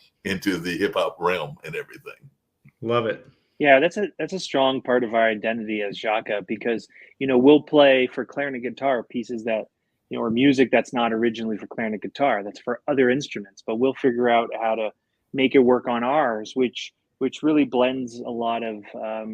You end up blending styles a little bit because if you're not used to hearing guitar on this piece, you're not used to hearing a guitar or a clarinet in this type of music, but then all of a sudden you do, it really starts to blend like what you might hear as more classical or folk music into this style. And there's a piece we have on our newest album called Douce Joie, which is available on YouTube, that where I'm beatboxing while Jackson's playing a solo. And so this I'll be beatboxing and playing the clarinet at the same time. So that's a technique that was pioneered by flute players, and no clarinets don't really do that, but I figured out a way to do that. And so it definitely gives it a different sense, the music, when you're hearing different techniques used, or when you're hearing our instruments played in a different style. So we're always thinking about that, how to mix styles, how to mix different cultures together musically. It's a strong part of our identity. I'm a big fan of the importance of music in nature. Like I will sometimes go out and listen to rabbits scurrying around or deers, because we do have those here in North Carolina and all along those lines. And it definitely, you can hear the birds making their noise, and crickets and a number of other things that are very musical and everything. So I was just wondering, as musicians, how important is it do you have to have that connection to nature, and do you sometimes get inspired by nature as well? Because like I said, I do have some artist friends that even use the part of nature in their own art, namely my dad, but there are others as well and everything. But how important is the sound of nature to the creation of your own music? I think it for us, if I can speak for both of us, it goes both ways. Like I don't know that we directly use nature always to inspire what we do, but I mean, you're going to play Tastaleama later. That I think was inspired by nature in a lot of ways, whether it was inspired by Celtic lore, Celtic landscapes. And, Wesley mentioned we wrote it during the pandemic. It started out sending stuff back and forth, but it ended with us picking a point in the map between where the two of us lived. At the time I lived in LA. He was living in Colorado. We picked a spot that was just right between the two, which was Antimony, Utah. It's kind of the middle of nowhere. It's like, we call it a glorified intersection, an intersection with a gas station, a lake, and happened to have a granary that was converted into a place to stay. So we rented that out, had no service. We stayed there. We were kind of like in this granary. We had a deck that overlooked just this like pasture with cows and birds, and we were just totally out in the wilderness. And that really inspired us to finish writing that, as well as a few other things that we wrote, including something that was just like more of a soundscape than anything, that had sounds of birds, horns, animals, and things. So, we're definitely inspired by nature, and at times we'll definitely use it as direct inspiration too. It sounds amazing and everything. I was going to play that other short clip before playing the other longer one that I'll play as we end. And I do have that question I ask everybody, but let's hear Sevillanas right now. Sevillanas. Want to say anything about that? So tell us a little bit about this one as well. Yeah, so this is from, where I'm living in Seville. Sevillanas is a traditional dance from Seville, and it was a folkloric dance in Spain that it got incorporated into the flamenco world. So you hear lots more strumming, some rhythm in there, and then Wesley plays the part of what the singer would be doing normally. So it's probably, you've never heard flamenco on clarinet and guitar, and you may never hear it again besides us doing it. Well, I'm looking forward to hearing it, and I know the audience is as well. So let's check this out, and then we'll come back with the question I asked everybody, and we'll get ready to wrap it up. But this has been a fun conversation. I hope that both of you will come back in the near future, but there is a question that I asked everybody. But let's check out this particular work of Jaca as well. So looking forward to hearing this, and I know the audience is as well.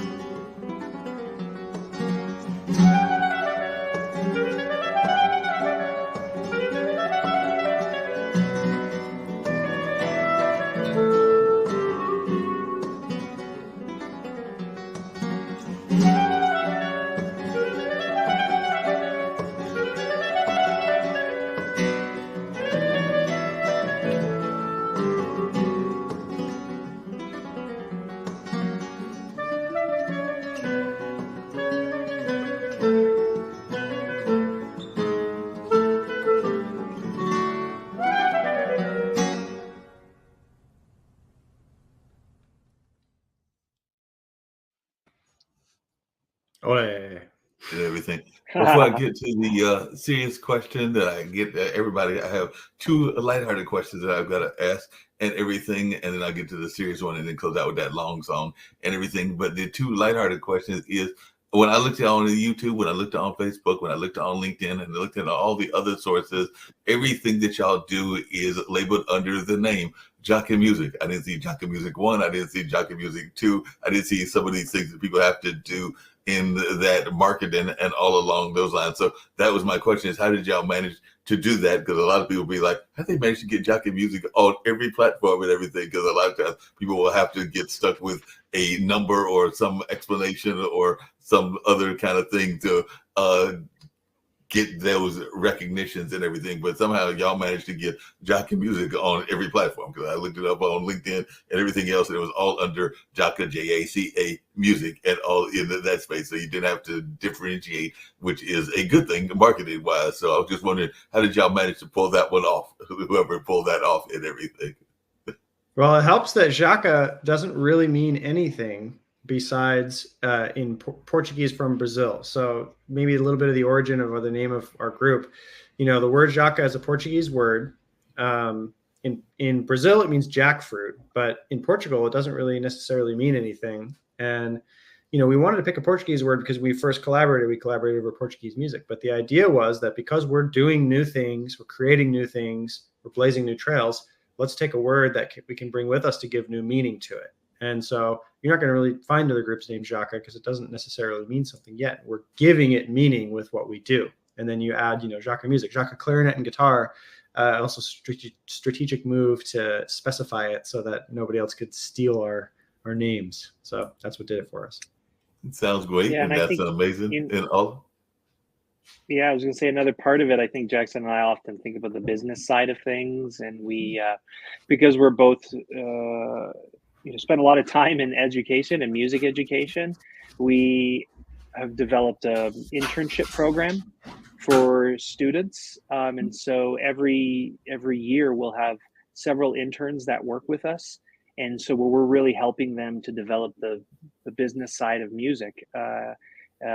Sort of like the type of things that an arts manager might do, or really just get these students working in our world so that they can develop those skills before they go on and maybe do things. So, you know, we've had a lot of help from really great interns who have helped us in those ways you were talking about to identify what we need to do to have that constant name across all platforms. Yeah, that's amazing and everything. The other thing, and then I'll get to that one serious question and everything, is what is something, this is actually one I borrowed from some of my friends that also have podcasts, but you kind of, one of you mentioned the standing in that gecko outfit, but what is something that folks might be surprised to know about you now that they've been hearing this interview, and those that know you personally that might surprise them, might even surprise your own parents and everything, and all along those lines. So what is something that folks would be surprised to know about you? Maybe one of you, because we have some chess folks on this network, is an avid chess player. So what is something that is a skill or something that might surprise folks to know that is a hobby or an interest of yours? So I'll start with you, Jackson. Well, I do play a lot of chess. I'll say that. So you may have already nailed it right there. I'm not necessarily good at it, but I get on the chess.com app and I play with random strangers. That's like my way of winding down. And I'm often getting my butt kicked, but I'm on there and I'm chessing away, and that's like my wind down at night. Sometimes I get wound up too. Like if this is the worst, is when I say I'm just gonna win one more game and then I'll go to bed. And then someone starts playing, maybe they talk a little smack, and I'm like, then I get like invested in it. I get all angry, and then I'm like wound up and can't go to sleep. But I can get pretty competitive about playing chess. So that's definitely a fun thing about me. Okay. What about you, Wesley? What's something that folks might be surprised to know about you that would shock them, might even shock your own parents? Yeah, I don't know. I don't know if I have anything like that. I think being in the music world, sometimes people are shocked to know I have 3 kids. And I have a family of wife and 3 kids, and sometimes that people are like, wow, and you're doing all the things you're doing, and so that usually shocks some people. The other thing is typically classical musicians aren't really into sports. But I love just every sport. I just love watching everything. You were talking about football to start the show, and these big college games coming up this weekend. And but I'm into all sorts of sports. That's something actually Jackson and I have a good time with when we're on tour. Just sometimes finding like a sports bar at night and hanging out there. But that's something that classical musicians typically don't really like sports. Yeah, that's very much true. Team That is sports. the stereotype and everything. Another stereotype is that people that are married, and like I said, I don't know what Jackson's situation is, but you mentioned being married and having 3 kids and everything, is that it is difficult if you are in the same field. So I was just wondering, is your other half also involved in the arts in any form or fashion, or is she one of those people that's like, no, I'm gonna be a doctor, you be the musician, I'm gonna No, be no, something no. totally She's different? like almost exactly what I do. She's a clarinet player as well. Like she's a clarinet And player. She also a also professor teaches, at CSU. Yeah. also a professor at the university, and we often, but you like to look at the positive side of everything. It means like, hey, when one of us wants a new clarinet, the other one gets it and says, yeah, yeah, I understand that. I understand having to spend the thousands of dollars on a new instrument. And we also get to play together often too. Like sometimes we'll get to play together, and we've just always been good at supporting each other in that way. And I know it doesn't work for everyone, but as for us.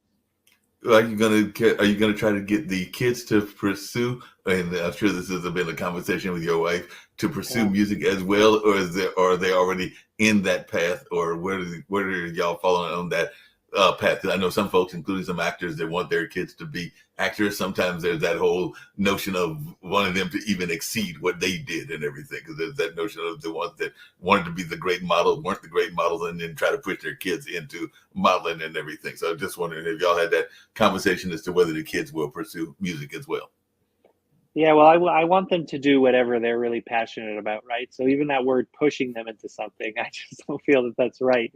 I think the kids will exhibit something they're really interested in, and I think if you're paying attention, and you should, that you're going to take a look at that and try to fuel that and support that. And so far, it hasn't been music, but it's been all sorts of arts. It's been like theater and acting and painting and drawing and but yeah, I know music is a part of their lives. Of course, they grew up listening to it and they still do all the time. So, and also, kids being free to be kids, they're still young. And so who knows what they'll be, right? Like right now, they may not show as much interest in music as say maybe I did at their age, but boy, that can just turn on a dime, right? And all of a sudden they're really into it. And then at that point, my job's to support them in that. But I want them to do whatever they're passionate about for sure. Yeah, that makes a lot of sense. Hey, Jackson, do you have any kids as well, or another half? And if so, are they in the same field that you're in, or are they in something totally different? Yeah, so don't have kids, but I am married. My wife's Spanish, met her over here in Spain, and she is not a musician. So she does web design and graphic design, but she does love music, and it's been fun for me to teach her things. So she's picked up a little guitar now, and with flamenco, she does a little bit of dancing and a little bit of singing as well. So like I'll accompany her singing, or I'll play while she dances, and so that's always super fun to collaborate together. But I do like that we're not doing the exact same thing, because it is a little bit of balance. Although I think if we were doing the same thing, kind of like Wesley's situation, like it would be fun also in a different way. There's a part of me that can't go super, super deep musically, with her, and I have to do that with music colleagues instead. And it would be fun to be able to do that with your spouse. No, that makes a lot of sense. It would be fun to do that with the spouse. Like I said, even at 60, don't have one of those and everything, but I have definitely dated folks that have been in the arts, and I've also dated folks that weren't in the arts, and it can be an interesting dichotomy. Sometimes it is fun, as you were saying, Wesley, doing that collaboration with people that are like-minded or in a similar field and everything. But to your point, Jackson, sometimes you want to do things that are on different lanes and all in that space. And I definitely agree with you, Wesley, about supporting those visions of whatever they want to do. Like I got my two nephews, they are devoutly into their sports. Speaking of their sports, they do both soccer as well as, I think they're still doing flag football and all in that space. And if they want to pursue a career in that, I will be the uncle that will be supporting them. And if they come up to me and one of them says, I want to get into media, I will definitely be supportive in that space. It's the lane that I know, but some of them might be like, Mark, you talk too much, and I'm trying to do that field and everything. So I would be good with supporting them as a lawyer or a doctor or whatever interest that they may have. They're 14 and 15. They still got a few years to figure out what they want to be when they grow up and everything. I know there are some 14 and 15-year-olds that already know it, but a lot of times folks don't know it. And as I know, there are people that literally change their careers in midstream. I mentioned my dad, who is an artist. He literally became an artist or an active artist, I want to say, when he was in his 50s, but definitely it was after he had done a number of things, including being an educator or civil rights person in the military, because he had done the Air Force and a number of other things, and even founded with my mother, or even though they're divorced, a radio station, so they did some media stuff as well. But then at some point he was like, I'm gonna be an artist, and I'm like, okay, Dad, go for it. So he's been an artist now for about 20 or 30 years and had shows not just here in North Carolina, but in other parts of the I want to say the East Coast. I don't think that he's been anywhere outside of the East Coast, but he's definitely done shows outside of North Carolina, and actually currently has a show at the beach down in Wilmington and all in that space. The thing that I get everybody to say on this show is, I mentioned before that this is a world and network. Pod TV is, and all along those lines. So just my own personal mission, we all have our personal missions, is I love spreading positivity, as we talked about during the pandemic. And of course, there's all these various wars that are going on. There's enough negativity. So I try to do my little part, and I try to get my guests to help in that, if they have a message of positivity and hope with all of the negativity that is going around and everything. So I will go, I started with Wesley first. So I'll start with you, Jackson, and then go to Wesley and everything. So any message of positivity and hope, and any message of encouragement that you would like to give our global community? Yeah, here's what I would say. I think having an open mind will make you happier and will open doors that you never thought could be opened. And it will bring so much positivity into your life. So that's kind of my message of positivity. And my piece of advice is just keep your mind open, and that will set you free, and will make you happier than maybe anything else. Yeah. And your thoughts around that, Wesley? And if you want to add, because the other thing I forgot to ask was any message that y'all have or encouragement, and if you want to jump on this as well, Jackson, to others that want to get into the arts, whether it's music or whether it's anything else. But I'd love to hear your message of positivity, and if y'all have any words of encouragement, because both of you are educators and have musicians that y'all are training, that y'all would give them advice if they want to get into this difficult field, because it is not for those that don't have an understanding of what they're getting into. I'll just leave it at that. Yeah. I'll just piggyback off Jackson's comment about being open-minded. I think that's such an important part of things. I also think a way to spread positivity in your own life, first of all, just within yourself, and then secondly, with those that you interact with, is to, and this is a really practical one, it's just really to catch yourself being judging things. Actually, just judging anything. Like, sometimes we judge others, sometimes we judge situations. Catching yourself judging and really releasing that judgment and staying open-minded to whatever. And then the other thing is to catch yourself complaining. Like, I've really changed a lot in my life, catching myself complaining about anything. I mean, even just like, oh, it's raining today. Even that is sort of like a complaint that it's raining today, versus looking at the positive side of rain today. Oh, it's different, or the way it makes the light shines off of this building because it's cloudy. I mean, it's all these things that I think catching yourself complaining and taking stock of how much you might do that, that kind of brings negativity to your life. Actually, complaining does. And if you can have a little less of that, I think you'll make room for positivity in your life. Yeah, no doubt about And that and here's everything. Before I play this long song, any words of encouragement that both of you would give to those students that are thinking that they want to get into music if they're not there in Spain or they're in Colorado and don't have direct access to you and everything? So, what words of encouragement would you give to those that are wanting to pursue music specifically, or even just entertainment in general? I've got one that comes from our group itself. I think it's a mantra we like to live by, which is it's a marathon, not a sprint.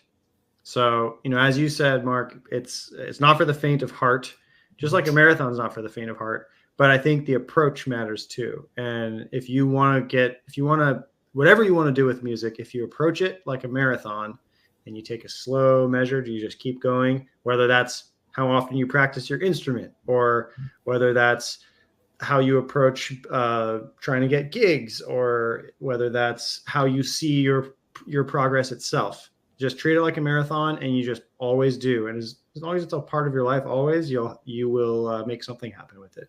And you could be the most promising person in the world on the other side of this. In fact, I know and have worked with and seen so many child prodigies who you think, wow, this person's better than someone at the top of the field, and they're 6, and then they kind of disappear because they were sprinting. And it's a marathon. So I think that's a good one that we live by for sure. Marathon, not a sprint. Yeah. Any additions to that, Wesley, before I play this long song and everything? But I thoroughly enjoyed the conversation and hope that y'all will come back in the near future and all along those lines. But definitely, I think we unpacked a lot and people learned a lot about their music. And these shows do play over and over on Pod TV. So they do air again. So they'll be seeing this conversation multiple times during the course of these next couple of weeks and everything. So any thoughts that you have before I play this last song and everything, and any message that you want to share around Thanksgiving as well, since Thanksgiving is in 3 days. And I did mention that at the beginning as well. Yeah. I think if you have to think about what you want, how you want music to be a part of your life. Like, I think maybe take stock. Sometimes we're not sure how we want it to be in our lives. And I think if, sometimes it's easy as taking pen to paper and writing out what you want music to be in your life. Do you want it to be something that makes you rich? Do you want it to be something that brings you fame? Do you want it to be something that brings you joy? Really writing all these out, and then figuring out really the day-to-day, as Jackson mentioned, the day-to-day, how can you make it a part of your life? And with these little steps, eventually get you to where you want to go. So that would be my advice on anyone who wants to make music a bigger part of their life, or art a part of their life. And Thanksgiving's here. It's a good time to think about those messages of positivity that you were talking about, Mark, and how to bring that into the world. So I'd always encourage people to be thinking about that.